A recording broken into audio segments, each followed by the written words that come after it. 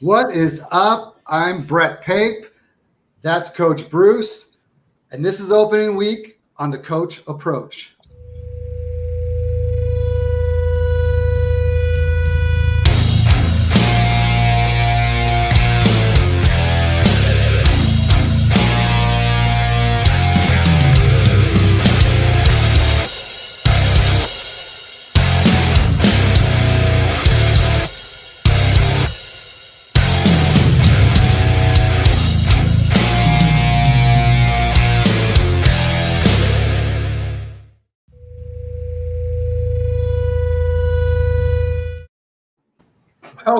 Welcome. Coach, we're here. We finally made opening week. No more having to read pages about what people think are going to be doing and no more fighting on Twitter. All we got now is real live football, and it happens basically 24 hours from now. And I know you have personal reasons to be real excited, and that's because the Dallas Cowboys are kicking off against Super Bowl champs, Tampa Bay Buccaneers. But more importantly, we're just back at it. Let's get some football going for real. Man, let's do it. I'm so excited for tomorrow night. It's like, you joke around with the kids as they're growing up. It's their birthday. You got X number of days of sleep until that event occurs. So we got one sleep until opening night. We're looking at 24 hours from now. We'll be about ready to watch some football. So, and hey, let's start out by saying one thing real quick. Le'Veon Bell of the Ravens does not impact Gus Edwards. Let's just get that out of the way. Well, he hasn't impacted much of anything lately, so I'm definitely not going to argue with that. You want to briefly get into the week that was? I mean, what other things that you saw? Were you surprised to see Latavius Murray cut? Were you surprised by anything that's happened over the last week since the last time we were on the show? No, I mean, I think Tony Jones has done enough and look, Tony Jones Jr., if he's everything, he doesn't get YU with speed. I think he's a 4.6 guy, but he's got great contact balance. He can make people miss in the open field. He can be relevant in the passing game. He's really a really good complement to what they do with Alvin Kamara. You're not necessarily having to change the offensive scheme a whole lot. So I'm excited to see what he can do. I think that's great for him and his future as an undrafted free agent. And, I know everybody talks about draft capital, but look, James Robinson. I mean, there's so many examples of undrafted guys that have been successful in the NFL that let's not just say because he was undrafted means there's no chance for him to be successful. I don't buy it. I think there's a role for him in this offense. So I think that was a big one. I think staying with the same team, I think Juwan Johnson has had an opportunity as a former wide receiver to convert to tight end with the Saints with Troutman nursing an injury. And now all of a sudden he's the guy that's going to play, as more of a passing guy coming out of the slot, not so much inline. But, there's another thing in that game that I think is going to be interesting that has changed from last week to this week. You're starting to see a lot of guys grab him, in deeper leagues and put him on their bench and see what happens. So, outside of those few things, I think everything else has been pretty much expected. And you got coaches coming out making, decisions that Tyrod Taylor is going to start week 1 for Houston as if we already didn't know that. Sure. Those are things you just kind of blow by. But no, I think this was a week that, was pretty, not full of a lot of surprises. You're going to see some guys make a roster and get opportunities. So that's always exciting. So here we are, week 1, man. Let's get it going. Yeah, no, I'm real excited. I mean, I don't know how you couldn't be. I mean, this is literally everything that we look for or look forward to all year long. And fantasy football and especially Dynasty, it's 365 days out of the year. It's nice now that we're going to be able to actually see the fruits of our labor and see what material, or I should say what type of players and teams we're putting out there and kind of grade ourselves, but more importantly, enjoy the game again. Yeah, I mean, it's rankings at this point, tiers, whatever it is, draft strategies, all that stuff's out the window. Now we get a chance to sit back and just see, hey, did it work? Was the process good? We're all, as analysts, and of course, you and I don't consider ourselves analysts. As players. We're all going to have misses. We're all going to have reached, it's going to look like we reached for certain players. It's going to look like we got a steal for other players. This is that time where you just get to see your rosters play out, and like they say, you don't win in Dynasty off the draft. You win by making good trades and good free agent acquisitions, and putting the right people in your lineup every week and understanding what the matchups tell you.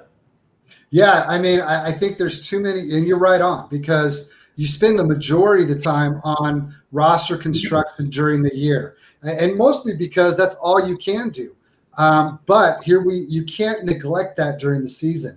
I know free agents right about to this time this year, nobody projected James Robinson do what he did, but a number of people were looking at the situation. They picked him up, and it benefited them, for the entire year. A lot of teams, he might have been a league winner because you spent nothing on him, and you got a heck of a lot from him.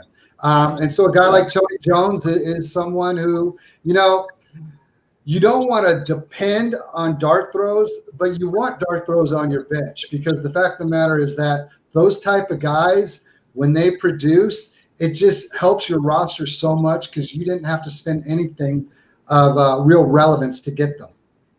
No, I think you make a great point about James Robinson. If you look at where he was at, and I don't remember the numbers off the top of my head, I don't have it in front of me, but where he was at pre-draft before Travis Etienne, everybody had him, in their top 15, for 2021, and then they draft Etienne. You got a lot of people that really slid him down, expect Etienne to take over that role, and then you have a lot of us that thought like, hey, there's still going to be a role for James Robinson. But what I find ironic is now Etienne's out for the year. James Robinson has not recovered to the level he was at pre-draft. And you would think common sense says, okay, he should be back to where he was pre-draft. But a lot of those rankings, it hasn't happened. For me, I'm a dynasty guy. Yes, I'm in redraft leagues, but if I'm going to pick one that I put more, every strategy thing is based off a dynasty for me, and that's why I struggle in redraft, and that's probably why I'm not going to do very well in the Scott Fish Bowl, and I'm okay with that. And I bring that up only in the sense that in dynasty, I still don't think his value should go back to where it was pre-draft, and that's simply because 1 year from now, we're going to be in the same situation.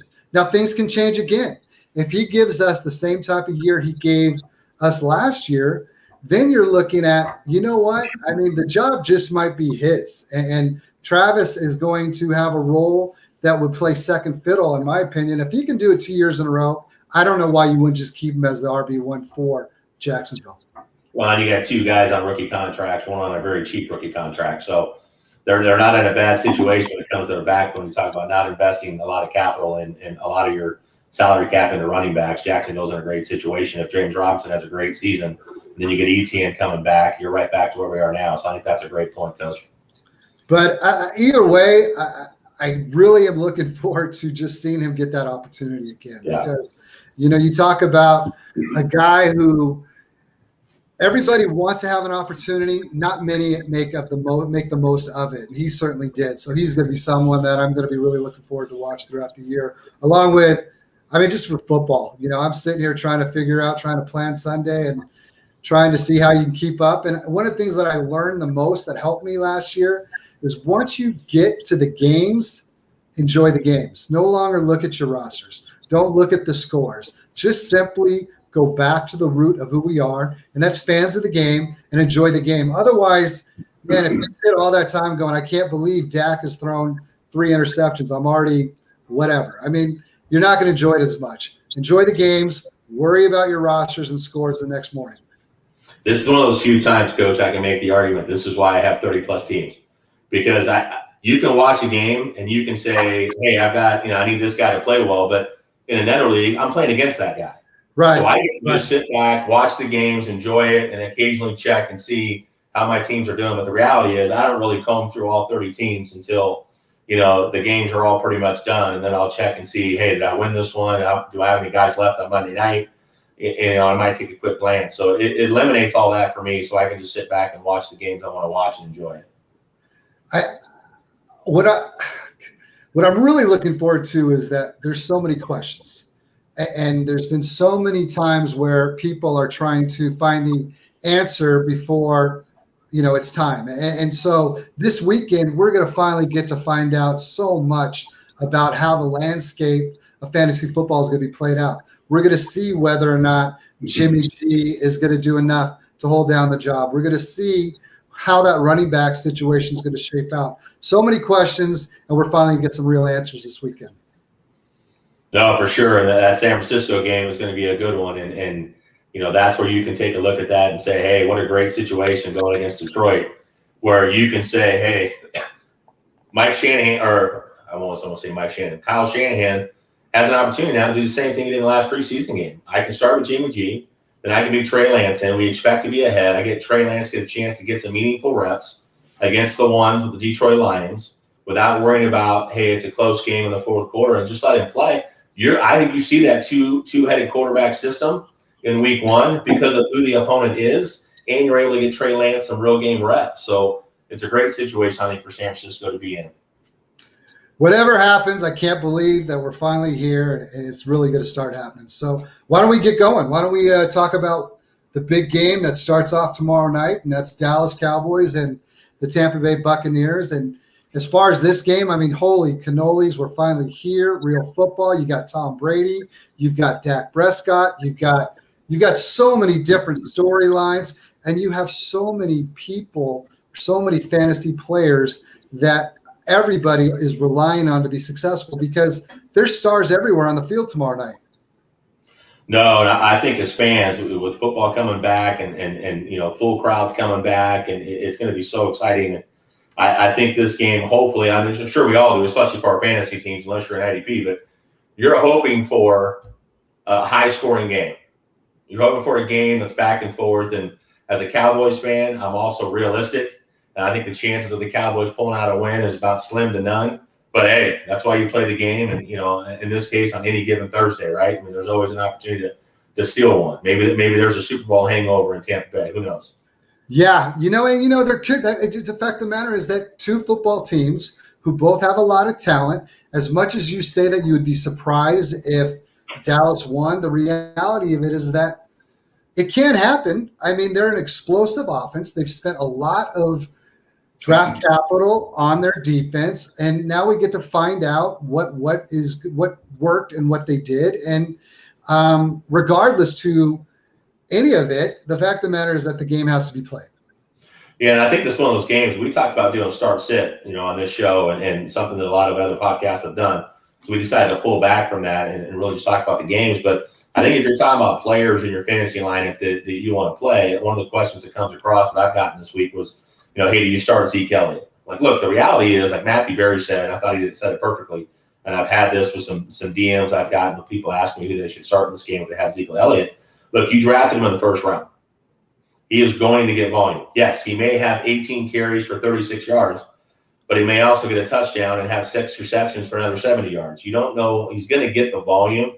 So in this scenario, it's one of those games where you play your stud. Now, he may throw up a dud, but if you drafted Zeke in the first round not to play him in week one, then I question your draft strategy.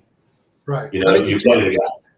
And I think the hardest part about this game was figuring out, of the Tampa Bay wide receivers, who is it that we feel, based on your lineups and who you have, who's going to go off in this game and who has the best matchup. And the reality is, we don't know what the Dallas defense is going to be. We know that Dan Quinn, I love what they did in the draft, taking 8 defensive players. I like how they've gone after speed and length in the secondary. I think they've built some depth up, but we still don't know what this Dallas defense is going to be. So there's a legitimate chance it's going to take some time for this defense to truly gel, but at least I know Dan Quinn's probably putting players in the right position. It was last year, Mike Nolan didn't do that. But I'm super excited to watch this game. First of all, it's Dak Prescott's first game back since the compound fracture of his ankle. All right. He didn't get to play any preseason games due to the shoulder situation in the lat. But he's on a pitch count for a little bit. If you watch Hard Knocks, you got to see that firsthand. But, look, he's ready to go. Zeke's never looked better. He weighs the same as he did his rookie year. I think he's going to hit the hole with vengeance this year. I think last year he looked a little slow. He didn't look like he had that burst. He has that right now. So I think I'm excited to see what they do. What's frustrating is the offensive line. 2 weeks ago, we talked about how everybody's back. The starting 5, the starting units there. I think they can miss a combined 35 starts or something like that last year between Zach Martin and Tyron Smith and I can't remember who the other player is now off the top of my head, but they missed a lot of games. And now, Lyle Collins, who missed the entire season. So now you're going to this game when Zach Martin now gets COVID. He's probably not playing. So now it's like, okay, here we go again. And Lyle Collins has been dealing with stingers over last week, although we did have a full practice a couple days ago. So it looks like he's going to play. So you're really just missing Zach Martin, which is huge. I mean, that's a former Pro Bowler, one of the top guards in the NFL. So it's going to be interesting to see if Dallas can establish the run, because I think against Tampa Bay and that defense, they're so loaded on that side of the ball. You have to be able to establish the run. You can't just rely on the pass all game long. That's going to create some problems. So Dallas has to play mistake-free, and they can't turn the ball over to have a chance. Well, you know that the guy on the other side of the field does that a lot, and that's Tom Brady, and he certainly plays mistake-free more times than not. And he's 44 years old, and here we go again, and he's picked to win it all. They've got all 22 starters back, so it should be a heck of a lot of fun. I'm looking forward to it. Now let's move on to another game that you kind of wanted. We're not going to hit on all of them. We're going to hit on ones that you wanted to kind of have some answers or some questions answered. So the next one we're going to look at is the 49ers and the Lions. And you've kind of already hit on it a little bit and kind of see what that offense is truly going to look like for San Francisco.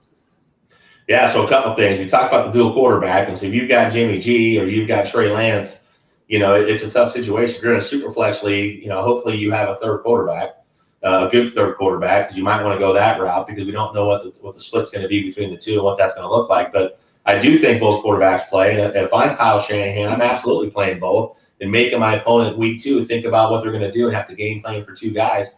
But I'm really interested in what's the split going to be between Raheem Mostert in that backfield with Jeff Wilson now being out.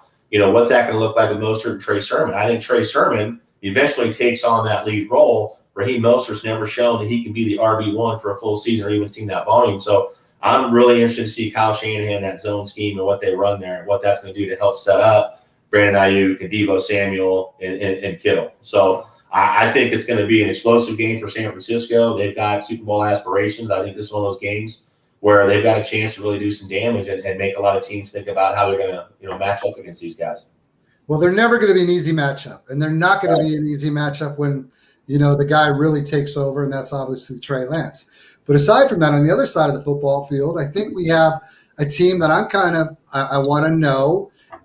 Is Jared Goff going to be able to produce? Is DeAndre Swift going to be able to live up to the hype of that rookie class from last year? And, all things considering, the receivers don't look good. However, you got 2 guys that may have a lot of opportunities. And then you got a tight end that a lot of people have in the top 5, and that's Hawkinson. And can he really be the security blanket and playmaker that Jared Goff needs?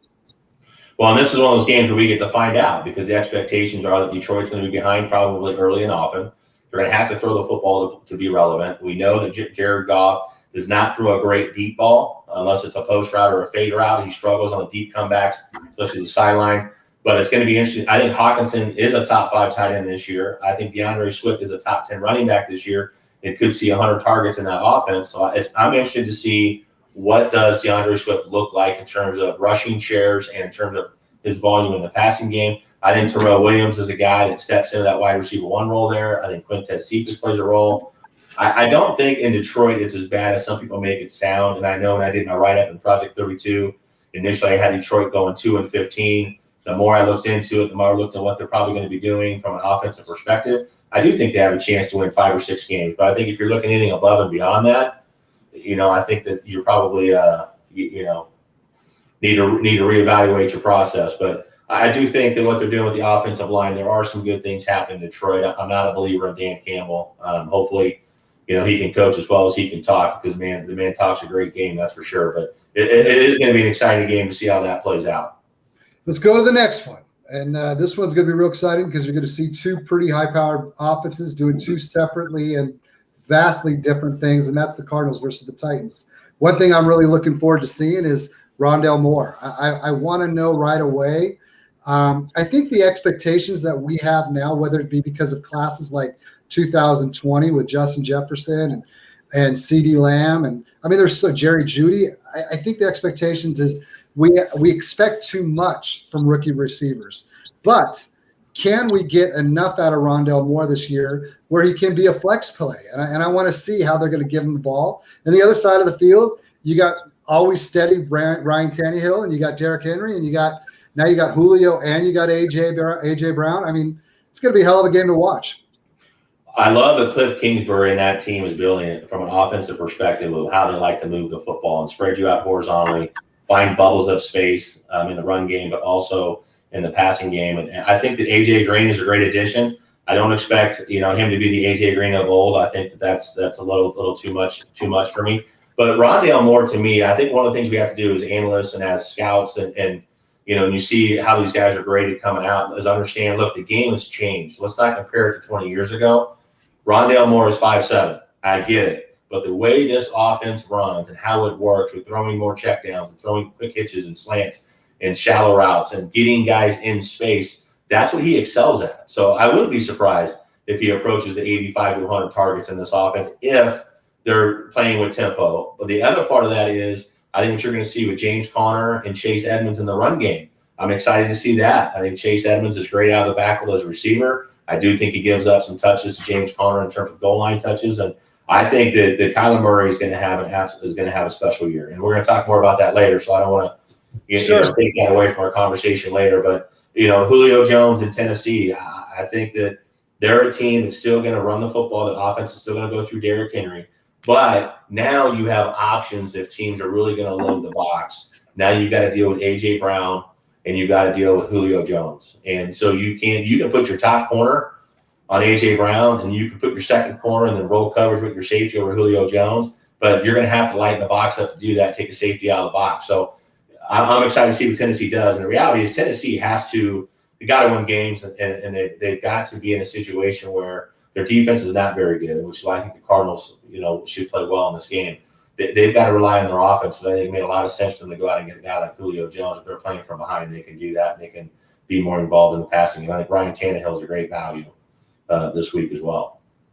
Yeah, well, they all are. I mean, and what I mean that is that there's another, just like the Dallas game, this is a game that has a lot of relevant players for fantasy, and it's going to be a heck of a watch, and it's going to take us to our next game, because here's another game where I think Seattle's offense has a lot of viable players, a lot of guys that you are going to be starting on a regular basis with Russell Wilson, Chris Carson, obviously DK, and then also you've got Lockett. It's going to be an exciting thing to do, and we're going to be able to go ahead and see what we're going to see from Carson Wentz. Looking at what the reports were today is that he was a full go at practice. He's going to be playing. That's a remarkable comeback that he has made in a short 5 to 6 weeks. Because, man, there was a time that they didn't think they were going to have a quarterback until week 6, 7, or 8. And for him to be there now, I mean, that's going to be a good thing. And then you get to see everybody's favorite running back, Jonathan Taylor. So here's another game. I'm glad I have Sunday NFL ticket. I just don't know which game we'll be able to keep it on very long, because I'm going to want to bounce it back and forth all the time.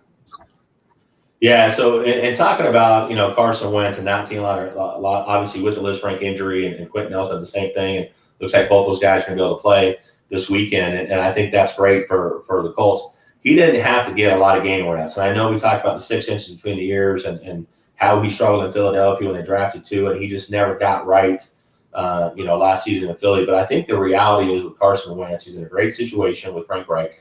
He's already familiar with the system.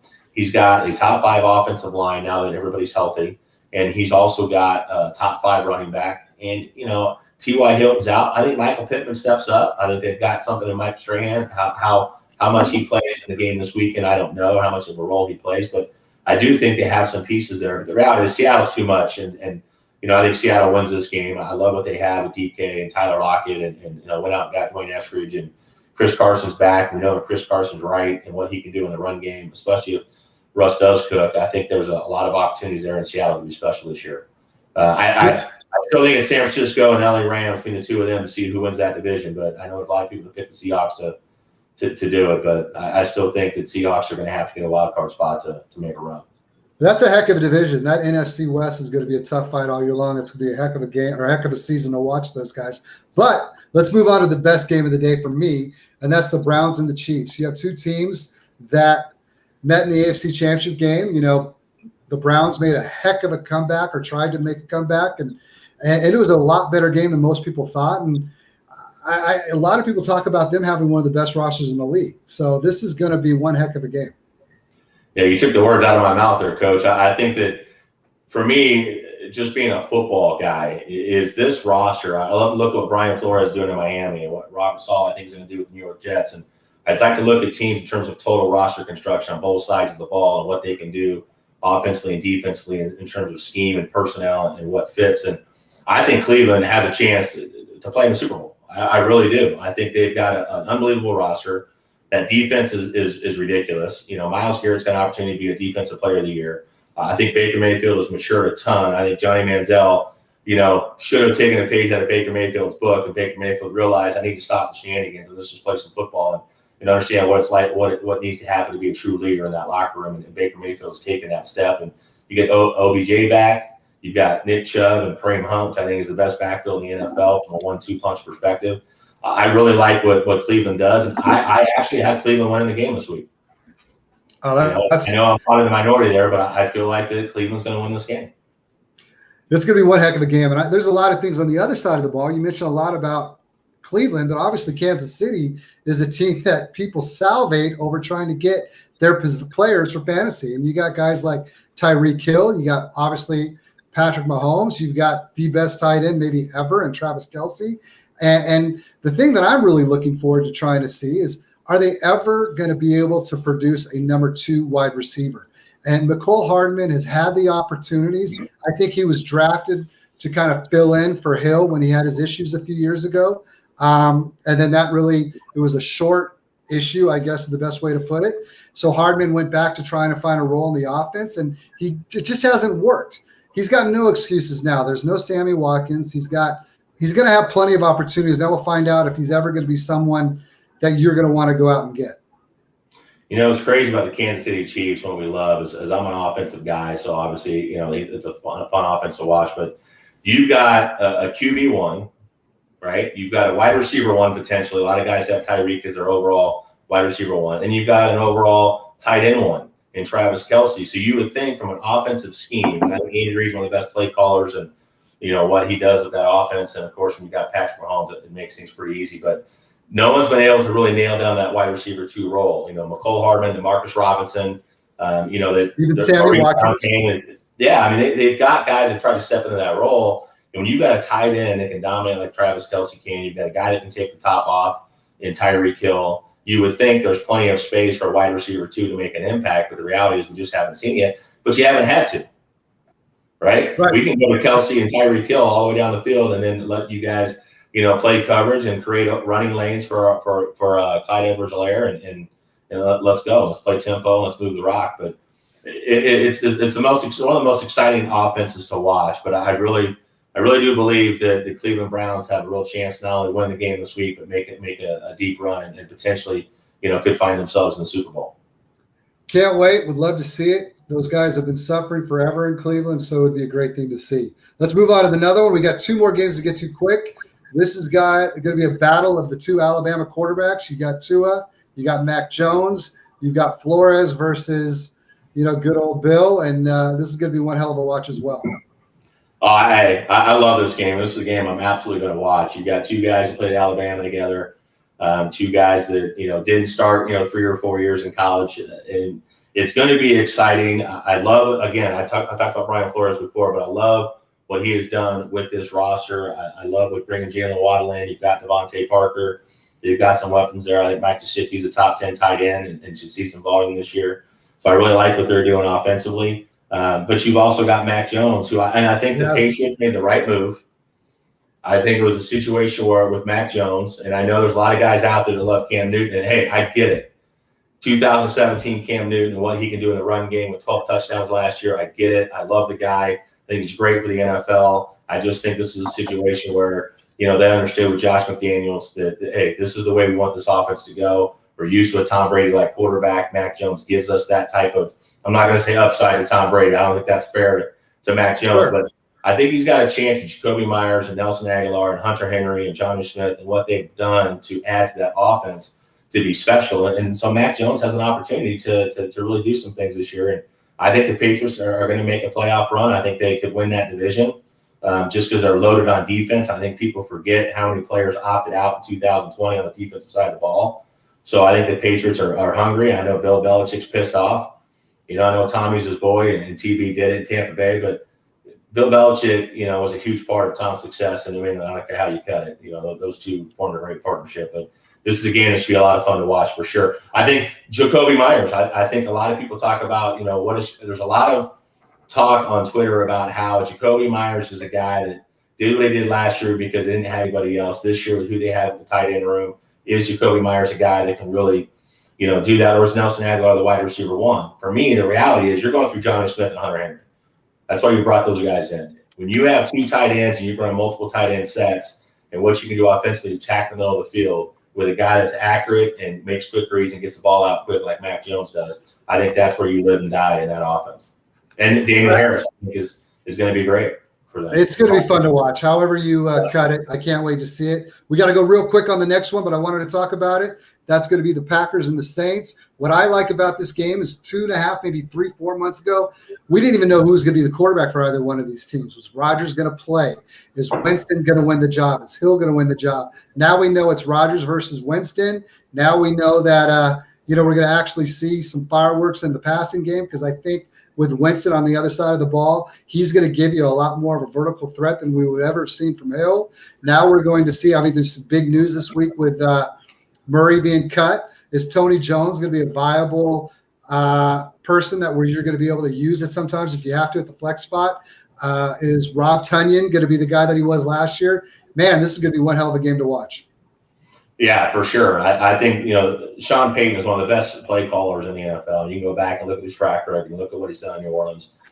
Granted, I understand he had a Hall of Fame quarterback in Drew Brees, but this guy knows how to put together an offense and understands how to run the football and play to their strengths. And I think Jameis Winston's going to get an opportunity. You wish he was with Michael Thomas to start the season, and that's a whole other topic. But I do think Jameis Winston's getting an opportunity. He got a chance to learn under a Hall of Fame quarterback that probably has one of the highest football IQs to ever play in this game. And then also with Sean Payton as an offensive coordinator, I think you'll see Jameis Winston protect the ball a little bit better. And I think you'll see that run game. I think Alvin Kamara has an opportunity to absolutely smash this year and could end up as the RB1 just based on passing volume and what he's going to do there. I think Tony Jones, look, there's a role for Tony Jones. And I think he fits more of what the Saints want to do with Sean Payton. He's more similar to an Alvin Kamara than a Latavius Murray was. As much as I think Latavius Murray is a great running back and had some great years in New Orleans, I think Tony Jones Jr. has an opportunity to play a role there. Is he going to get 200 touches? No. Is he going to get 115 to 120? Yeah.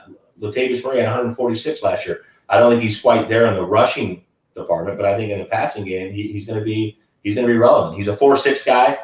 There's nothing on film he does that pops off, and he didn't ever ran for 1,000 yards in college, but he's got great contact balance. He can make people miss. He's going to be a good RB2 in that offense. So I'm excited to see what he does.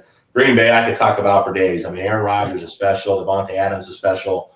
Aaron Jones coming back is special. They're going to make a run. Aaron Rodgers could be his last season. He'd love to go out with the Super Bowl championship. We can talk about Green Bay all day. It's going to be a fun game to watch. Well, whatever game you watch this weekend, you're finally getting to watch a game. Can't wait that we finally get to do it. I think it's about time that you introduce this week's analyst. He's someone that I'm a big fan of, been a longtime follower. He's blowing up. I love that he's getting an opportunity to work with DLF. I'm a big fan of DLF. And why don't you tell more about him? Yeah, so there's guys, you start a podcast and you only got a few followers on Twitter, so you don't know if people are ever going to listen to it. But, man, what's up, Mike? Mike is one of the funniest guys on Twitter, but it also has some of the best takes. He's a real, and here's what's funny. So Mike doesn't know this, but I'm at the expo, and there's certain people there that I'm like, I look up to. And Mike was nice enough to jump on a Zoom call with me months ago, just talk strategy. And, when you reach out to a guy like Mike, you're like, okay, is he going to ignore my DM? Is he going to answer me? Is he really going to take my call? He was all over. He's like, hey, man, let's do it. When do you want to do it? We jumped on a call for about a half hour, had a blast. And Mike is one of my favorite follows. He's got some exciting news coming. I don't want to steal the thunder. I'm going to let him talk about that. But, man, Mike, you can find him at DaddysHomeFF on Twitter. Mike, welcome to the show, man. Oh, thanks for having me, guys. That was that was a nicer introduction than I deserve. That's for sure, but I appreciate it. So talk to me about Twitter, and we had talked about bringing that video on from last year, one of the best smack talk videos we've ever seen, but we decided not to do that. But talk to me about what you're doing and what you've got going on, and I think everybody knows where to find you, but what do you got going on, man? I know you got some exciting stuff coming up.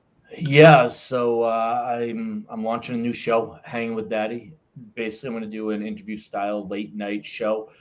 Bring on some analysts, mess with them a little bit, make them uncomfortable. So episode 1, we recorded last night, I think coming out probably tomorrow with Dynasty Outhouse. Then we're going to be lining up Cooter Doodle, Troy King, Lindellian, Jake Trowbridge. We're going to have a sick lineup and really just have some fun. Make it so that if you were sitting next to me and my friends at the bar, what would it be like, right? I think that there's so many different shows that people are working on. I personally did a Deep Waiver Wire show. I did a Beat the Expert show. There's a lot of that, and so many great people doing that, people smarter than me, people better than me.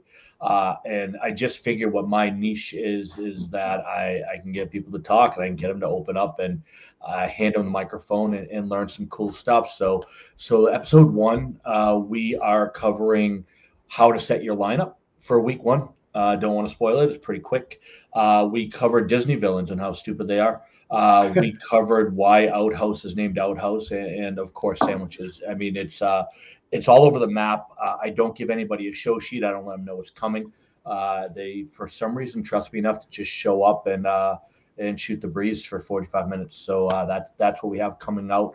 On top of that, I'm so excited about Swipe Right with Linda and Mike. Lindellians, one of my favorite people, absolute rock star, is going to be launching a show like you've never seen. And it is going to be the top of everybody's must watch. I'm going to hold it there. I'm not going to give you too much because obviously we want to keep them guessing. But when this show hits the airwaves, people are going to be all over it. It is probably the coolest idea I've heard in a long time. So that'll be coming to the DLF podcast. And then obviously we just got Hutchinson Brown, Corey Spalla, Laquan Jones to join us. It is completely changing the brand, and I'm just stoked to be a part of it. So, well, it's a great brand. Yeah, it's a great brand. I mean, I'll talk about they're probably them, Dynasty Nerds. There's a lot of different people out there. And obviously Ball Blast, who I work for, and I'm a big fan of their Dynasty part with James Crease.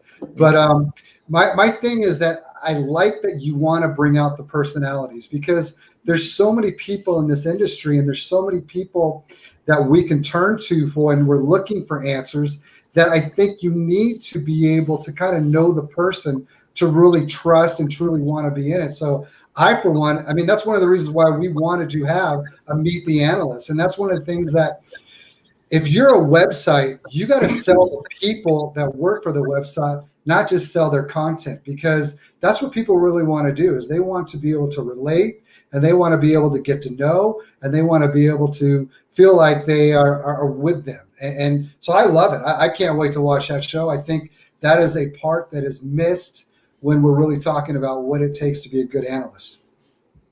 Yeah, well, hopefully you guys enjoy it. Like I said, it's I don't know where it's going, and I think that's the coolest part, right? Like, I'm not certain. Every time I turn on the camera, you're hearing it for the first time. I am. I didn't think this stuff through. I'm not writing it down, and I think part of it is what brings out the authenticity. It is literally just a conversation, rather than reading a show sheet and have you guys, while we're doing a podcast, me looking like this. Like, that's not me. That's something that was written beforehand. So Sure. Just being able to kind of sit back, not be, fidgeting, and just say, hey, what do you want to talk about? And I think for a guest too, it makes it nice to just kind of say, all you have to do is show up and be you. Like, you don't actually have to prep. I don't need you doing homework. Don't worry about anything. Just come on, grab a drink, and we'll have some fun. So hopefully that will help get people at ease. But yeah, I'm looking forward to seeing where it goes. And who knows, I might even be able to get 3 or 4 episodes out before they fire me. So that was cool. I'm pretty sure you're safe, man. I mean, you talked about Linda Lyons and Lindellians, and I'm fortunate enough to be in a co-manager league with her. And, she's an absolute rock star, and I got a chance to meet her like I did you real quick at the expo. But I'm super excited for what you guys have coming on. I know I'm like a lot of other people on Twitter that cannot wait to see what you guys are working on. I always think about, I don't know why, but when you first came up with it, I saw a tweet on it. I was thinking Jimmy Fallon in that show. Like, it's going to be one of those, like, off the cusp, guests don't know what's coming, and everybody's going to be laughing, having a great time. And if people know you and know your personality and follow you, it's going to be a fun time for sure. I hope so, man. I hope so. I'm excited for it. Yeah. Well, one of the things that we like doing on this show is we like talking about process, because we have both. I mean, we probably say too much, but we're not analysts. And the reality, though, is it really about being an analyst, or is it really about trying to just get better at the game? So what I want to know is, I looked at your tweets and I looked at your content, and one thing that really stood out is you're transparent. I have much respect for that, and the reality that we know where you're getting your information, or we know how you're doing it. And I want to kind of dive more into that. Your September 2nd tweet, you kind of talked about your personal takes in the offseason are not based off of film. They're not based off of analytics. They're basically reading tea leaves. They're basically looking at contracts and looking at situations and then making logical decisions. I'd like for you to kind of expand on that. I mean, because I know you're going out and you're putting out content, you're putting out rankings. So what does that look like for you when you're trying to develop your rankings or your content? Sure. So I guess the best way to break it down is when you look at, there were two takes over the past year that I came out with that were against the grain. And you guys know me, very rarely do I pound the table and say, listen, I'm very much like, hey, here's what I'm thinking, make your own decision. The two things I pounded the table on, the first one was last year. If you remember, Drew Brees went down and Jameis Winston came in the second half of the game that Drew Brees got hurt and played. So everybody prepped for Jameis Winston. Mm-hmm. And I got on with Club Fantasy, and everyone said, what's Jameis Winston's numbers going to look like? I'm like, 0. Taysom Hill is going for 200 yards and 3 touchdowns. And I broke down why. It was about the contract. It was about what Sean Payton was saying and how the game was going to play out. And he ended up going for 220 and 3 touchdowns. And it wasn't just projecting what the player was going to do, that everybody on Twitter would have you believe leading up to that game that he wasn't even going to see the field, never mind be the starter. But when looking at the contracts and looking at why it went the way it did, and what everybody was relying on was the second half of that game. And the way I look at things is very simple. There's a sociological aspect of it, which is part of what I studied in school, and then a financial aspect. And I tried to put those two together. Now, why did Jameis play the second half? Because Jameis can run a Drew Brees play script better than Taysom Hill can. They're two different players, two different skill sets.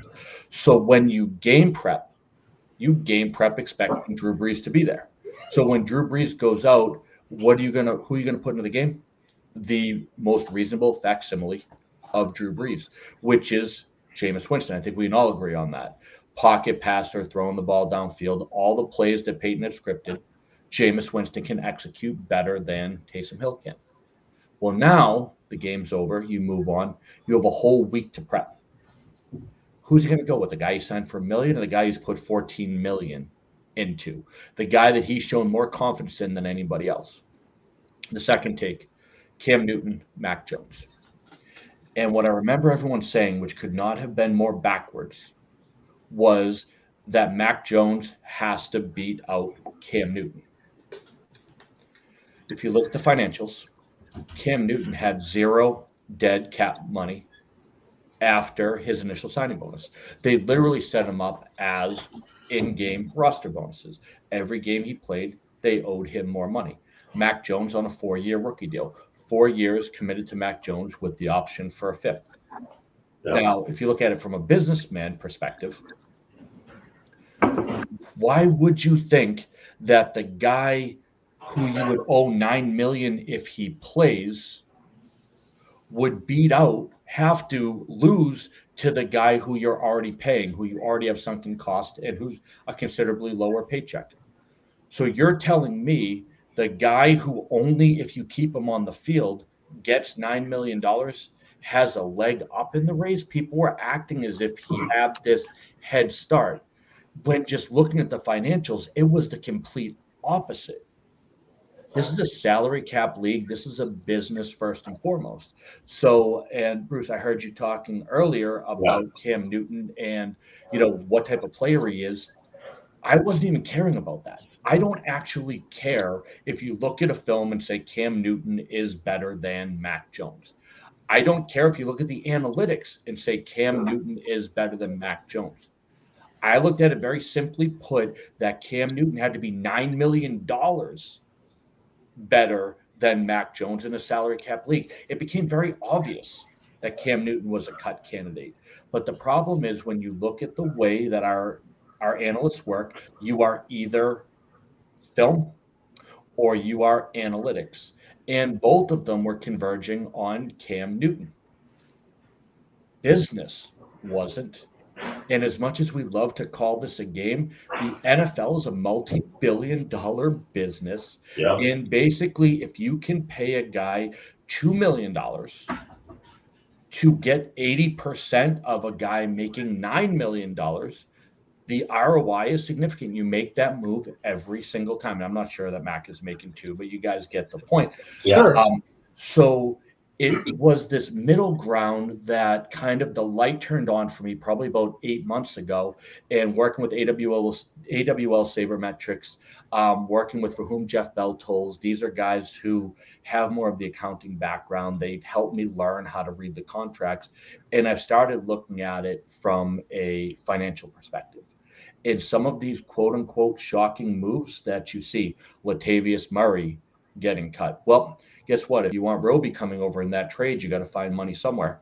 And backup running back at that amount of money seems like a pretty easy target, right? So the moves that people find shocking from an X's and O's perspective, if you realize that's secondary to the budget sheet, these moves don't feel as shocking anymore. They're not as surprising.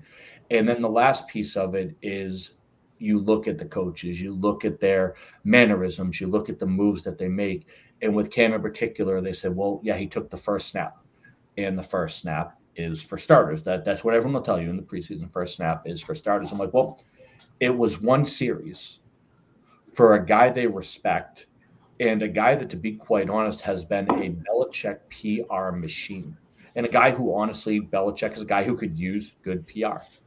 So Cam is the guy who helped bring in Judon. Cam is the guy who helped bring in Jonnu. Cam is the guy that people were coming to hear that the Patriots are a good organization. So, of course, they are going to give him every opportunity to succeed. And of course, they're going to give him every opportunity to showcase themselves. And then, of course, they're not going to keep him on the roster to be a backup. They're going to cut him loose to see if he can pick up with a team that's actually going to play him.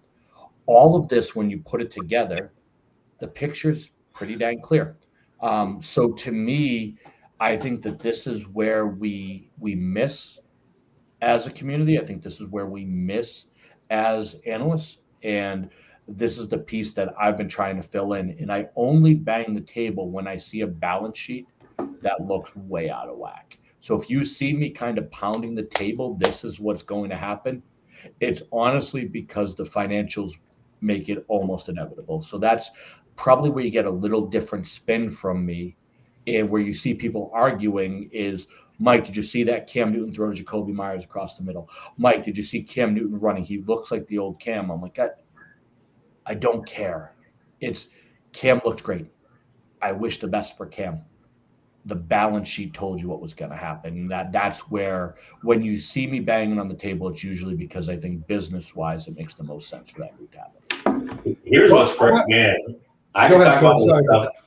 No, it's okay. I can talk about this stuff all day. I think what's awesome about this community is just listening to different people's perspective. And I think you're right. When people talk about film versus analytics, and it's like we talk about, well-rounded guy's going to do both. Well, I played ball, or I was a coach, so I watch film. Or, hey, I didn't do that, but I know how to read a stat sheet. And you get a lot of podcasts that just sit back and read Excel sheets, right? And they're great. There's a lot of great people to do that. I think it's awesome. But I was on a podcast with Nick Scripp at P2W Fantasy. It was the first podcast I did, and he had FFB_Victoria on, who was awesome. And her and I have built a pretty good relationship. And she's talked about that. We were talking about different stuff. She's like, hey, follow the money. Mm-hmm.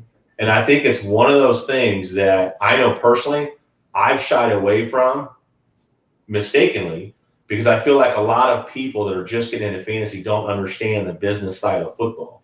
And so I think when you're trying to attract an audience and trying to get your name out, you tend to shy away from the things that might be more difficult to follow. But the reality is, man, guys like you and Victoria and other people that understand that, and there's a lot of other people that talked about money, and that's like a whole nother space that I feel like isn't being attacked enough in teaching new fantasy football players how to become better. That's the deeper analysis that I think is missing in the fantasy football community as a whole, because you just don't see a lot of it. And I think you're dead on. And you look back at that stuff, and it's like, yeah, would you spend $9 million on a Cam Newton, or would you take, Mac Jones under his current contract situation, and what makes the most sense?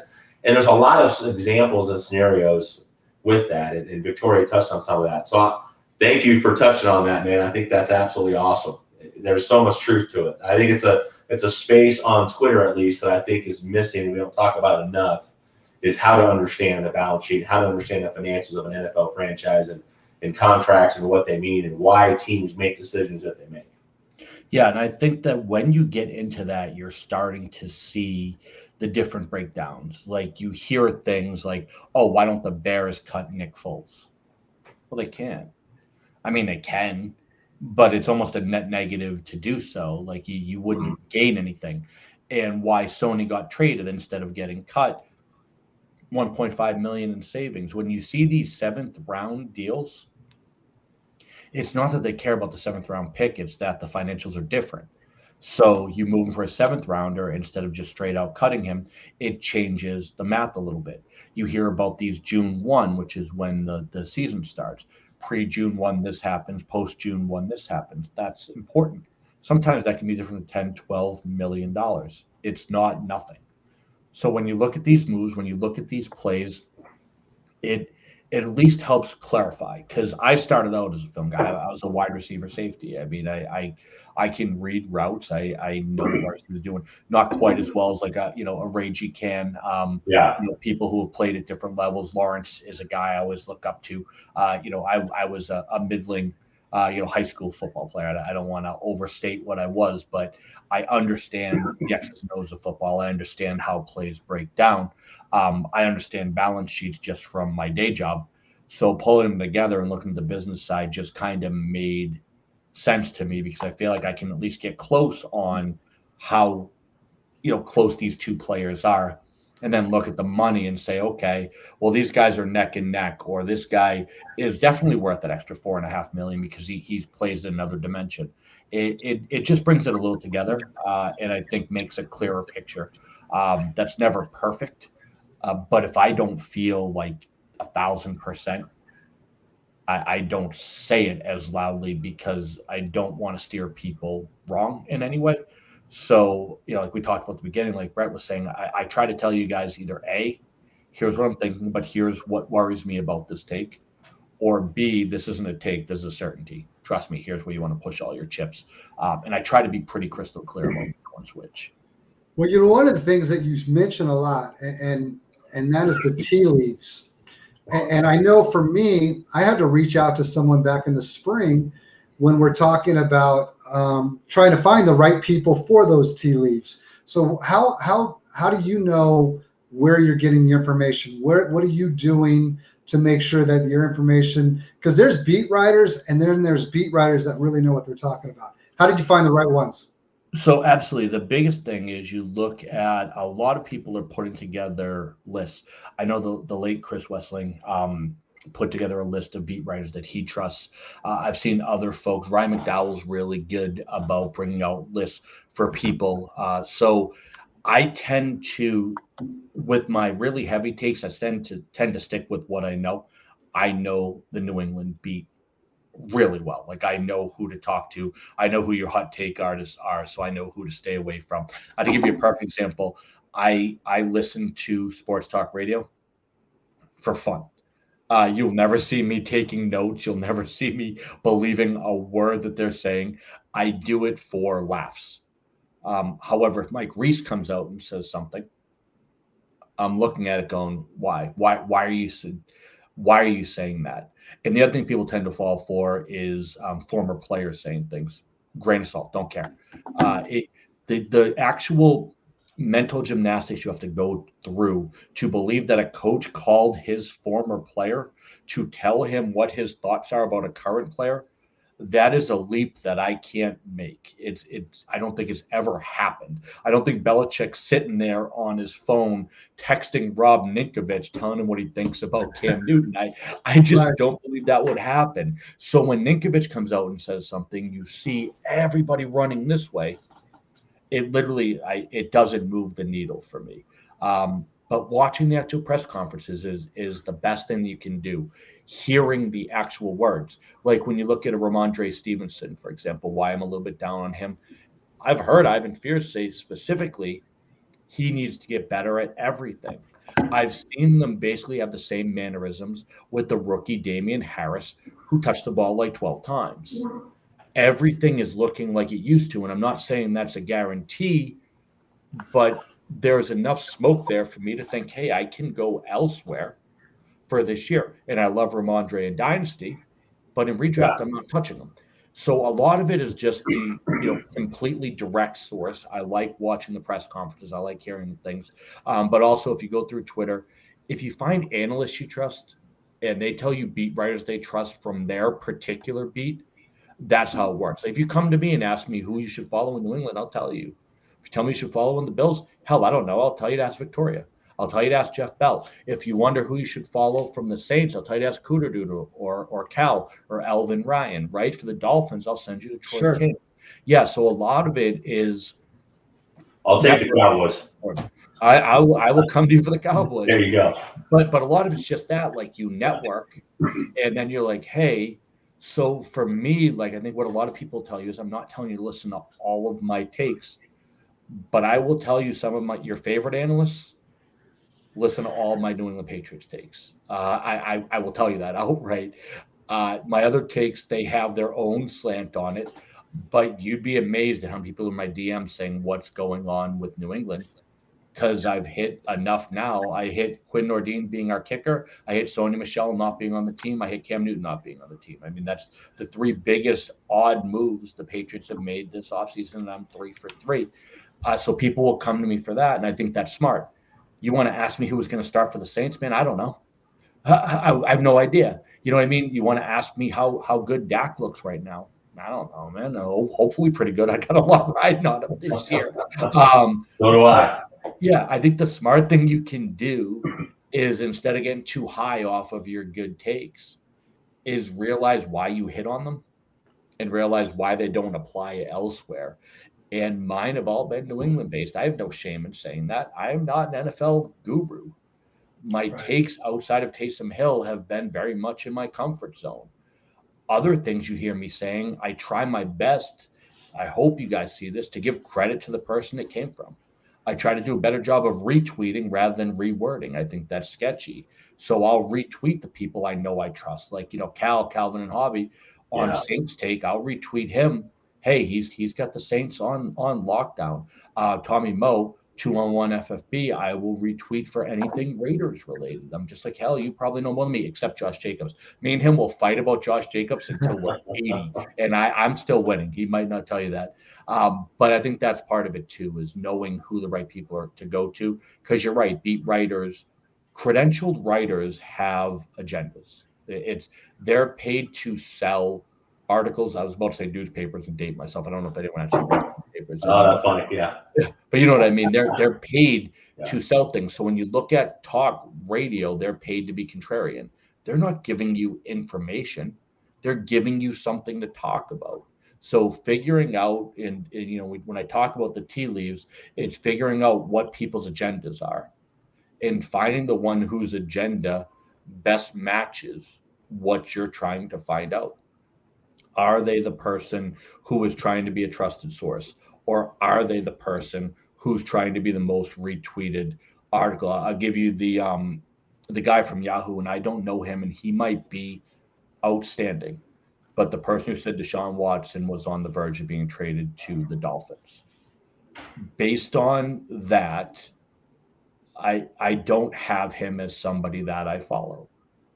And it could have been good information, but I could see where you get a lot of exposure saying something like that. And maybe his source told him that. Maybe he's the most upstanding person in the world, but wherever he's getting his information does not seem to be accurate. And I just make a mental note of that. I've been, seeing some of the folks from ESPN have burned me in the past. I'm just like, hey, kind of not happening. Field Yates, on the other hand, coming up, anything he said about the Patriots, you better take note. He's in there, man. He was in the locker room. He was that dude. Field Yates made his bones being a New England guru. That's where he came from. So if Field Yates says something about the New England Patriots, you can bet your bottom dollar I'm actioning off of that. So it's so much of it is just being active. And people might say Twitter's a waste of time, but man, I spend a lot of time on there networking. I spend a lot of time on there, monitoring, and I spend a lot of time on there taking notes. And I've built a pretty dang good network now of people I trust to be able to take action on. Well, let me talk a little about the Twitter part, because you're right. You are what I really respect about you and your Twitter game, I guess is the best way to put it, is that you're always like positive. You're always there. You don't see the drama. And I know for a lot of fantasy, I have a lot of friends that go, hey man, I know you're on Twitter. I know you do a lot of stuff with that, but it's so toxic. And I know Coach Bruce doesn't, and I don't either, like to talk politics and all that kind of BS, because the game is so much fun. We should be focusing on that. But unfortunately, like society, that sometimes it bears its ugly head. How do you handle when we have situations that sometimes arise and there's a lot of, whatever you want to call it, going on Twitter? Sure. So there's two things. There's obviously trolls. We all get them. And I will tell you, of anything that I try to get people to emulate is my handling of trolls. I have a blast with it, man. I have an absolute blast. I have fun with it. And part of it is because I assume that everybody is there to have fun. So when someone will tweet, I had one person, I forget what take it was, but the person retweeted me to his followers and said, don't follow this guy. Or no, unfollow this guy. He doesn't know what he's talking about. And I saw it, of course. You get the little notification. And I see so many people that take themselves so seriously. Like, I'm going to kill this guy or whatever. I commented on it. I said, no, dude, that's not how Twitter works. I said, in order to get my followers to see it, it needs to come from me. Let me help you out. And then I retweeted it and said, listen to this guy. He knows what he's talking about. I said, see, now all 5,000 of my followers can see it rather than just your 5. And the guy is like putting laughing faces in the comment, ended up following me like 5 minutes later. Yeah. And what it was it's one of those tipping points where you can read malice and anger, and you can take yourself super seriously, or you can have fun with life and realize this is just a game. And guess what? If my takes are wrong, hey, it hurts a little bit. My house is still going to get paid for. My kids are still going to eat. I'm doing this for fun. This is an escape. And I've turned down a lot of paid gigs since I've started because I never want this to be a job. I never want this to be super stressful. So I always want to be able to have fun with it. So what I found was either in that particular situation, either A, people will laugh about it, or B, they'll see the ridiculousness and honestly just go away because they're like, well, we're not getting under this guy's skin. He just doesn't, doesn't engage. Yeah, you're not going to engage. Yeah. And if I do engage, it's going to be with a smile. I always tweet smile. Now, the second thing is when you look at the overall community, and I'll admit we can be better. We could be better. We should be better. Man, I've been in customer service my whole life. Came up through the ranks. I've been called some names that you didn't even know existed, like people making up swears, I feel like, on the spot. And always, I try to figure that I am the side effect of something.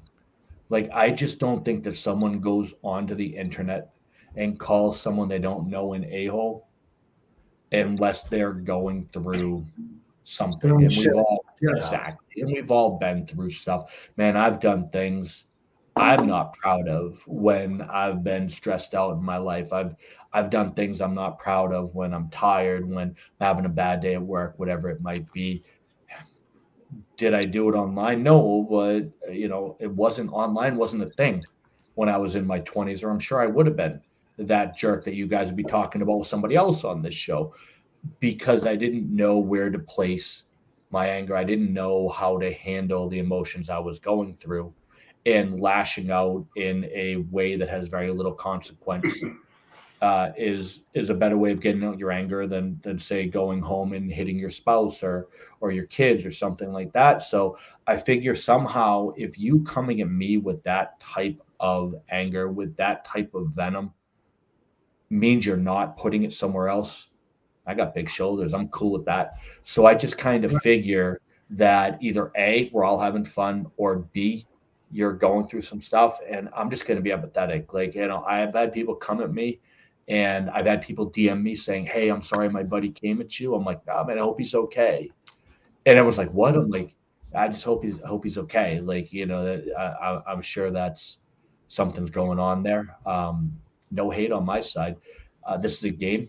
This is football. This is a fake football about a real football that I don't get, paid millions of dollars to play. I'm not going to get mad at you. I'm not going to get emotional with you. It's an escape for me. So those two things overall, just assuming people are either joking or going through some stuff, is what I always keep in mind. And honestly, when I'm having bad days, and I've even tweeted this out, you just won't see me around very much. I'm a processor. So I might just be sitting in my house next to my dog, just processing, and I'll come back when I'm ready.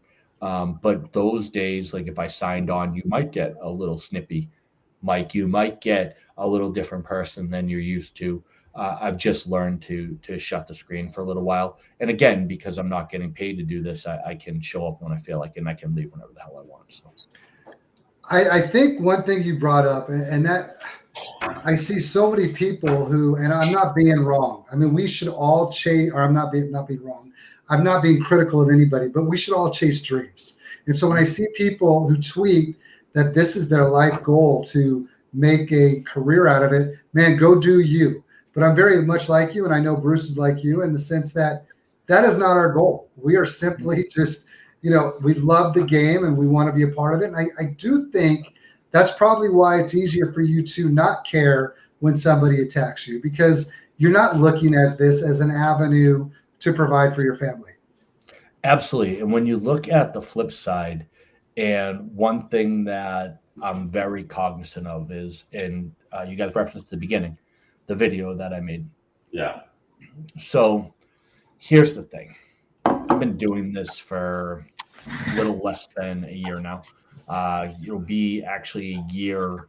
Well, it's a year this month, starting in September last year. So if there's people that look at me and say, this numbskull just happened to be in a league with the Podfather, just happened to get him week one, just happened to beat him out of pure luck, my team was trash, and then just happened to make this video, and all of a sudden went from 50 followers to 2,000 in a week. Yeah, I remember it, man. Right? I remember it. Yeah. It was, I put down my damn phone. I couldn't keep up. And honestly, so people look at me and say that he didn't earn his spot, oh man, you're probably right. You're probably right. Do I deserve to be invited to all these shows like this? Did I grind enough, or whatever you want to call it, to get a gig with DLF? No, probably not. Are there people better at this than me that haven't enjoyed the same success? Absolutely, 100%. And that's the thing, I think, where you get roped in is some of these quick risers over the past year who somehow think that they've earned everything over anybody else and don't want to acknowledge a little bit of luck was involved, a little bit of the right person. Like, let's be honest, me noticing how good you guys are will help you a little bit. Me being on a podcast with Ryan McDowell and him seeing something in me helps a hell of a lot more. And it's not that me and Ryan might have the same opinion on people, but if you hadn't gotten lucky enough for George from Sleeper Wire just to hit me up and say, hey, do you want to get on a pod tonight? And having Ryan happen to be there, if you can't acknowledge that's luck, your ego is too big. Like me being in DLF was part skill, but a huge part luck. And that's okay. So if people are feeling as though maybe I didn't earn it, I don't blame them. If people feel like, why not me? I get that. It's all cool. Like I understand.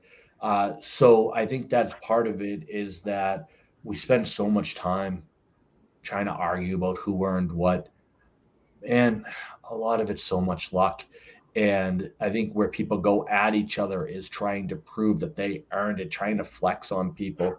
I don't know what the hell I've earned, man. I'm just happy that you guys want to talk football with me. Oh And yeah. that's good enough for me. So we're all good. But yeah, this isn't my dream. This was by accident. And so if people are feeling a little slighted that, I've gotten opportunities that they wanted, yeah, no, I don't blame you. And that's why I've tried to help everybody so no one feels like not only did I not earn it, but I don't respect it. I've tried to shine a light on everybody that I can to make them feel like, hey, even if this dipshit shouldn't be there, at least he's trying to bring us all with them, right? And I think that helps soften the blow a little bit for people. So what I've realized is that luck and relationships played a big part in my rise. And what I've tried to do is provide that luck as much as I can to others, provide that spotlight as much as I can. That's why I give away my timeline every Sunday. That's why I join podcasts from people that, most maybe haven't heard of before, because all you need is that one person to look at it. And I have some pretty cool people that follow me that hopefully will watch this and see how dope you guys are. So. Yeah, I appreciate it. I'm sorry, Coach. Let me just go real quick. I'm on the clock. I got a pick. I'm in the cut. Yeah. Well, I'm sitting here. Here's my team so far. I've got yeah. I've only got 2 minutes between picks, so I missed a crap load of picks already during the podcast. But I need a running back. So here are my running back options. Here we go, real quick. It's not great. Melvin Gordon, Michael Carter, Fournette, Zach Moss, Connor, Dillon. Who would I go with? Or should I go receiver? I'm going receiver because there's always more depth in receiver. What we got? We've got Galladay, Smith, Samuel, Waddle, Brown, Antonio Brown. Redraft, I'm going to Antonio Brown. Maybe, you guys good with that? Maybe. Thank you. For sure. Well, Maybe. Yeah. All right, so that's over with. Sorry about that. So back to, man, this has been great because you are more like Bruce and I than any of the others. And that is in the sense that, you just came on and you just let your personality go and you're just having fun with it. And here you are. Because Bruce and I will both tell you that a year ago when we jumped on this little freaking social media shit, it wasn't to do anything other than get better. And here we are with our own podcast with a cut. So yes, you're right. It does take luck. It's just like the game itself. So I truly appreciate you coming on. We're not cutting it off, but now we're going to get into the fun part. And the fun part is before you came on, Coach Bruce and I were talking about things that we were really looking forward to this weekend to kind of get some questions answered. So for you, what are things you're looking to see this weekend that kind of verifies what you think would happen or changes your opinion on some things? Sure. So the big thing for me just sticking at home is I want to see the snap share of the New England Patriots running backs. I do believe it's going to be heavily slanted to Damian Harris, and I have heavily invested in Mr. Harris being the guy. However, if Ramondre comes in and does get that goal line work, well, I got some problems, and that's something I have to work out. The second thing that I'm very interested in, we just mentioned it with your pick, is what's going to happen with the Tampa wide receivers. Now, for the first time, all three are healthy. Godwin returned to practice today. That's a good sign that he's going forward. Antonio Brown has been going 4 to 5 rounds later than these other guys, and I'm not sure that he's any worse. So seeing how that's going to play out, that's a big thing for me. Honestly, from there, I'm just really happy to have football back. Real fucking football. More than anything, actual football. Here's where we're at. Obviously, I want to see all the kids show up. What are they going to do? We have a lot of rookie quarterbacks starting. That's always fun. And then the last one is what is happening with Tua. So now we have another year removed from that hip surgery. Now we have the guy who everyone forgets how unbelievable of a prospect Tua was before he got hurt. And Tank the for question, Tua, right? Right. exactly, If he he came was the out no doubter. right, And now everyone's like, well, is he an NFL quarterback? Of course he's an NFL quarterback. Now, personally, I don't like the fit with Will Fuller. I don't think that's the type of wide receiver he should have. But man, getting him Waddle was a nice move. That's it. Waddle, yep. Absolutely. Waddle's a great fit for what Tua does, but Tua has to be mobile and he has to be confident. And that's what gave me pause last year is he looked like a guy, and man, it was a horrific injury he went through, a horrific injury. And he looked like a guy, and we've seen this from people who have taken low hits, and the next year they come back, and you see that little hitch, right? That little hesitation from a guy who has gone through some stuff. No shame in it. And what I saw from Tua last year is when he should have escaped the pocket, when he should have fled, he hesitated, and that caused sacks. That caused some of those plays that you wonder what was going through his head. This is a fast game. That half-second hesitation changes everything. You have a D lineman bearing down, that half-second is difference between a 5 to 7 yard scamper and a sack. And what I want to see is with the full camp, a true camp. Let's not forget there wasn't one last year, and 1 year removed from the injury. Can we get back to that too? And if we do, man, he's going to be a star. Can I know Coach Bruce and I have a rule that we always got to go back and forth. So I asked the question, should be Coach Bruce's turn, but I'm going to go ahead and interject. And my question to you is, do you read, because you're a tea reader, correct?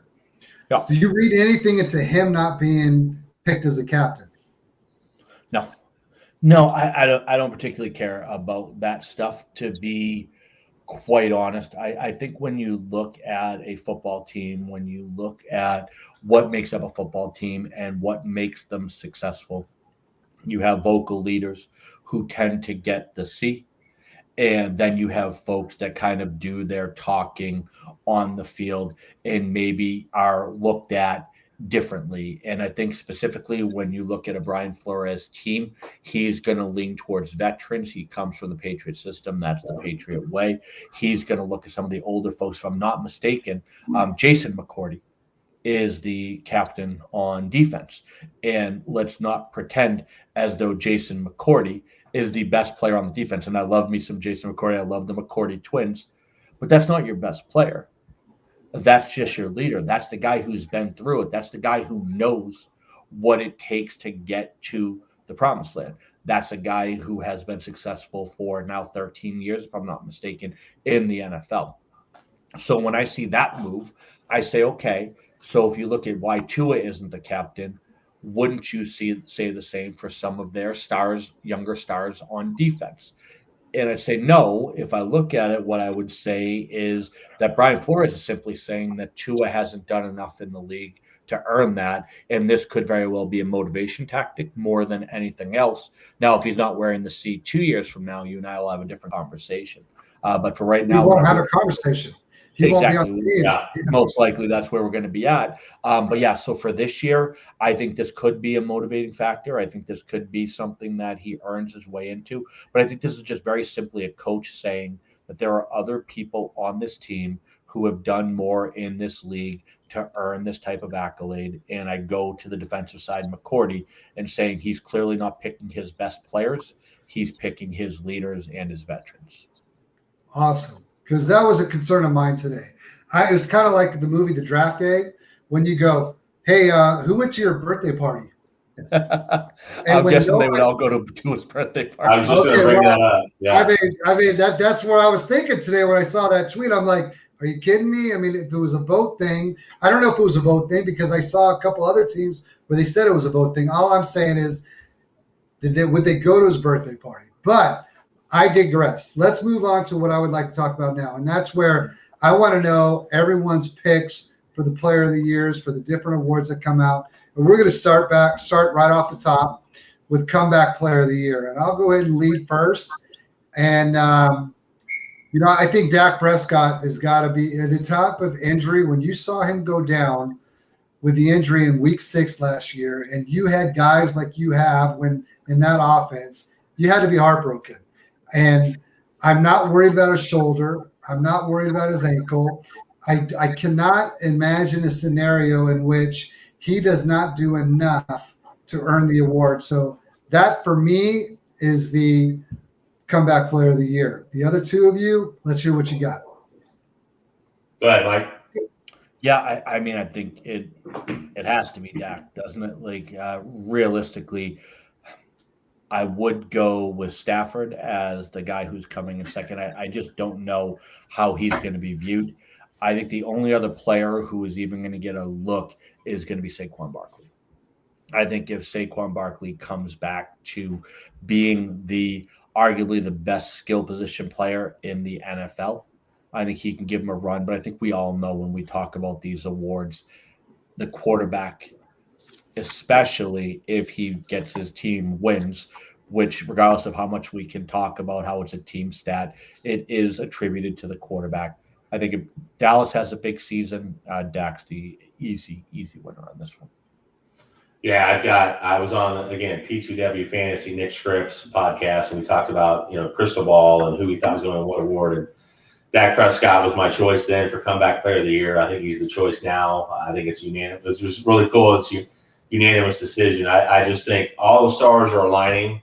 No offense to the helmet, not trying to go there, but I just think it's an opportunity for Dak. A full off season, even though you get a lot of preseason reps to watch film and spend some time with CeeDee Lamb. And if you watch Hard Knocks, you see he is absolutely the leader of that football team.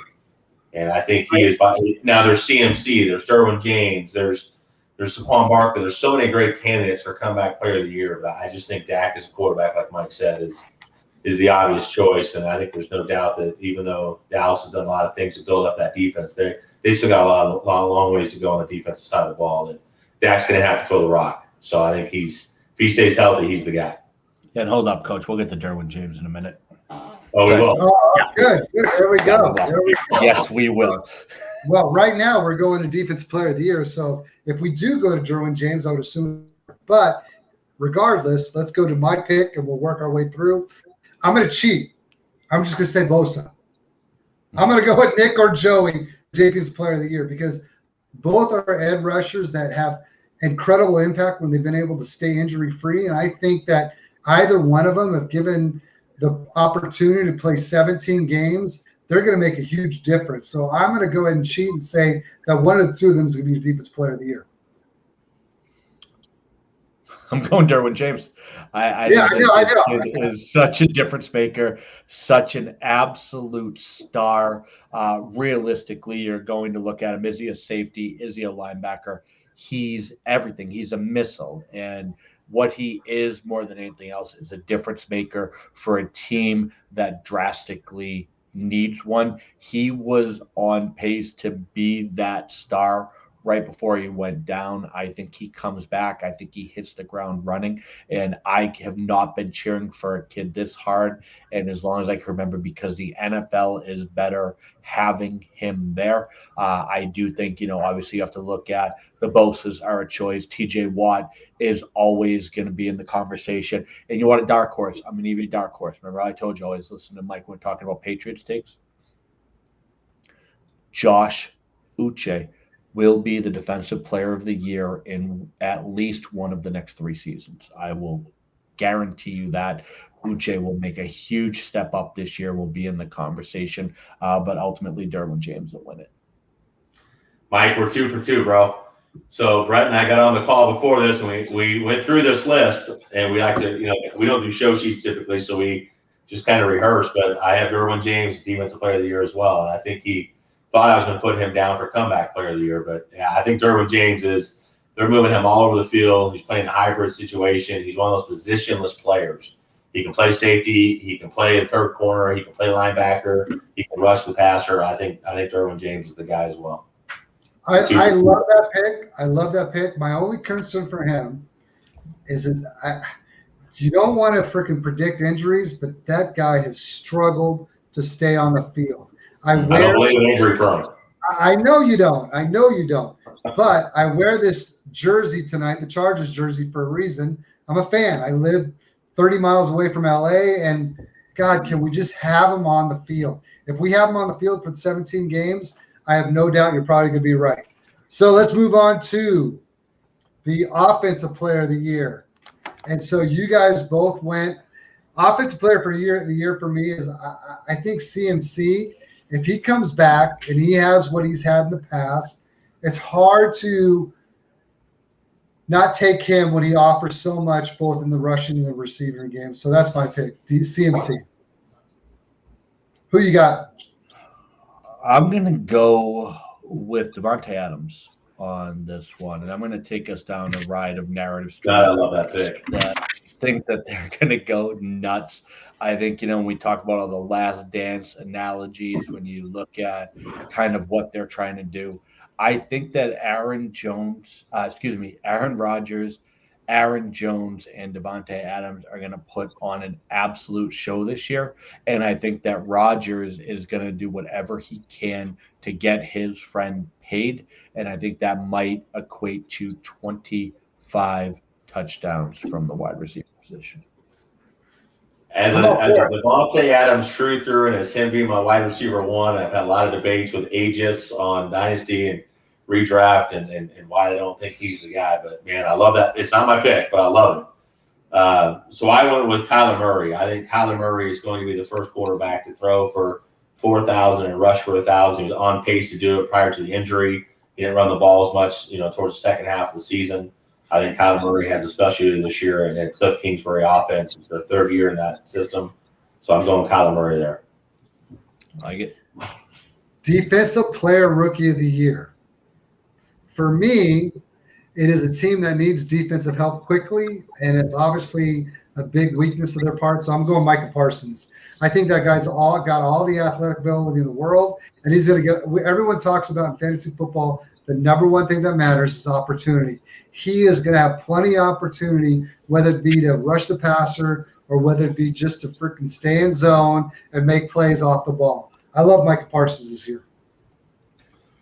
Yeah, I want to be a homer and go Christian Barmore. I really do, because I love this kid to death. I can't believe he fell, but honestly, I think that this might be the closest to a slam dunk after Dak Prescott of Rookie of the Year. And I think it's Parsons by a considerable amount. Like you said, I think you hit the nail on the head when you look at the player, when you look at the opportunity. And honestly, let's just be blunt. As much as I like Parsons, this is one of the weakest defensive rookie classes we've seen in an awfully long time. I mean, there's no real unbelievable superstar in this particular group. So I'm going to go with the volume. I'm going to go with the guy who's going to be on the field the most, the guy who's going to have the most opportunity for tackles, the guy who's going to put up the most gaudy stats, and that's Parsons by a considerable amount.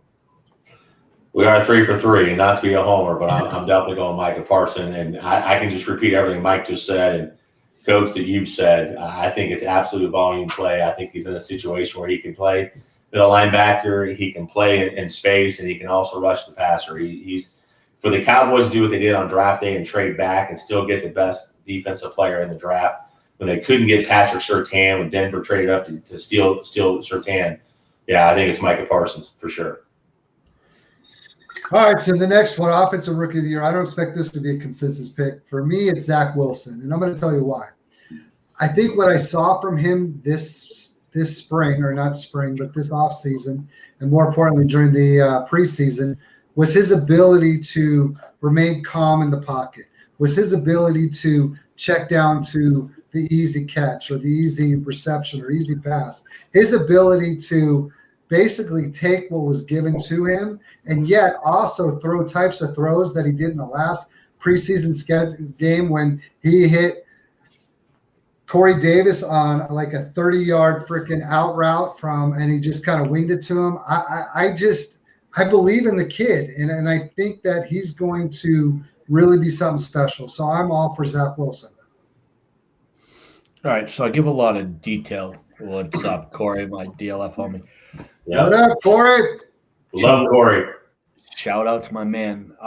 To avoid being a homer, I give a lot of details on why Mac Jones is going to be the Offensive Rookie of the Year. And I think that honestly, we would probably all agree, much like we've talked about throughout this, that awards tend to lean quarterback. They tend to go to the quarterback unless they beat them out. So let me just break down for you. I have zero faith in Urban Meyer and an Urban Meyer led offense. So that takes out Trevor Lawrence. As much as I think he is the most talented player out of this class, that's where we're at. Trey Lance, I don't think starts until midseason. I don't think he has enough time to catch up, and I don't trust Nagy to get Fields in there quick enough. So that eliminates those two. And then Zach Wilson. We're talking about the Jets. We're talking about a very limited skill sets from his skill position players. They don't actually have a tight end for him. I don't care how much people love Tyler Kroft. They don't have a lot of really quick outs for him. You don't have great receiving backs. So they're just not set up the way the Patriots are with that 2 tight end formation for those dump offs, those drag routes, all those things that rookie quarterbacks need to be successful. And on top of that, they not only have a rookie coach, but they have a rookie defensive coach. All of this leads me to Mac Jones is in an offense that is set up for him to be successful.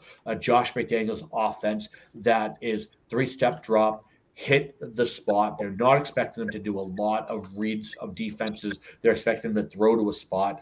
They got him the weapons that are perfect for that level of player.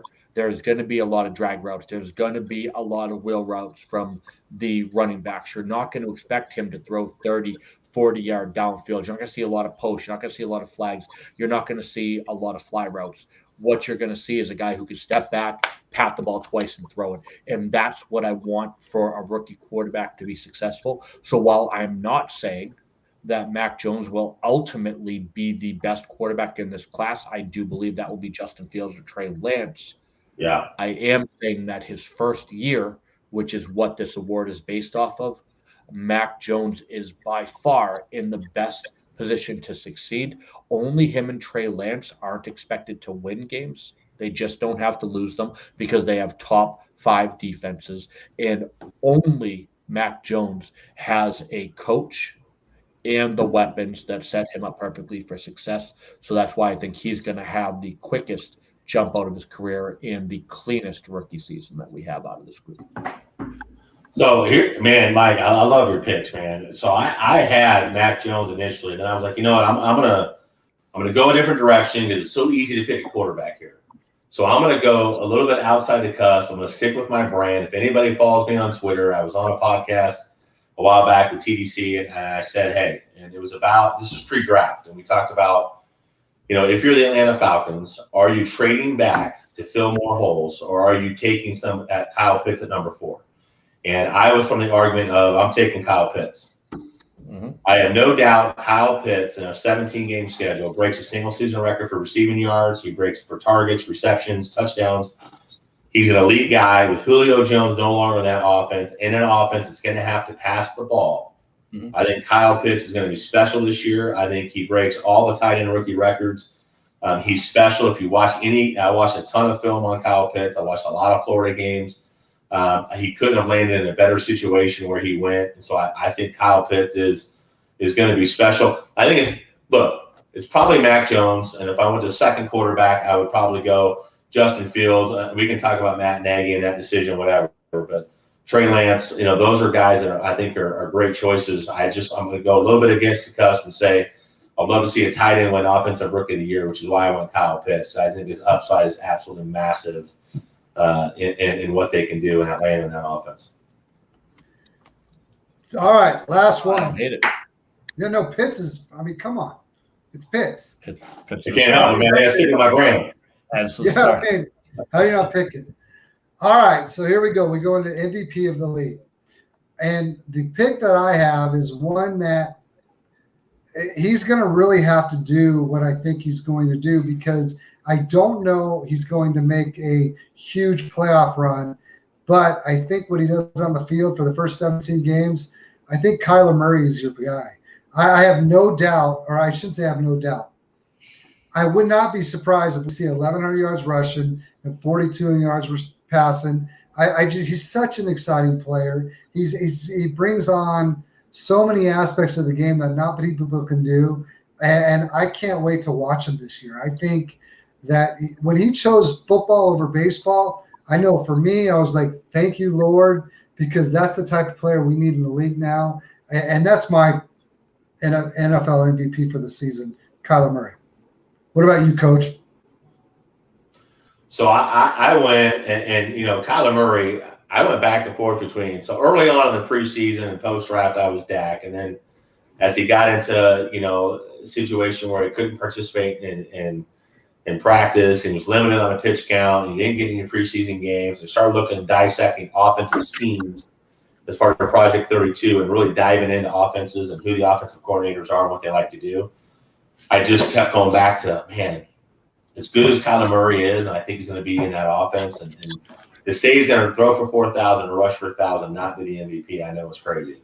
But I can't help but go back and say Josh Allen is so set up for success in 2021 that I look back and I go, man, I would love to be a homer and just go Dak.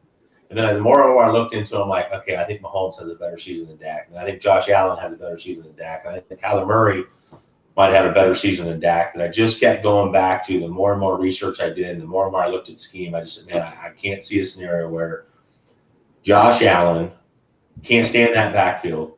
He's going to run the rock in the red zone. He's going to get your rushing yards. He's going to get your rushing touchdowns. He's going to throw for 5,000 yards. I feel like Josh Allen's the guy, in this situation as the MVP of the league. I have the Bills picked to go to the Super Bowl. So it wouldn't make sense not to pick Josh Allen right here. Man, I love Josh Allen. Like, love. You guys have seen me tweet about him a million times. Like, yeah. I am a huge Josh Allen fan, and he's who I was going to pick, but that doesn't make for good radio and good viewing. So, one of the things that I am known for, I as you guys mentioned earlier, like having fun on Twitter. I'm known for the Patriots takes, but I think what I'm most known for is being petty. Like I am like Petty LaBelle to the like nth degree, man. If I have a way to twist the knife on you, I twist that thing as hard as I can. And I am not even close to as petty as Aaron Rodgers. And Aaron Rodgers is going to put up a show. And then he is going to leave. And he is going to make sure that Guten Goost, I believe is how you pronounce it, looks like the biggest ass in NFL history. He is going to be our generation's Jerry Krause. I do believe that Aaron Rodgers then goes on to win a title with the Denver Broncos because that's how he is wired.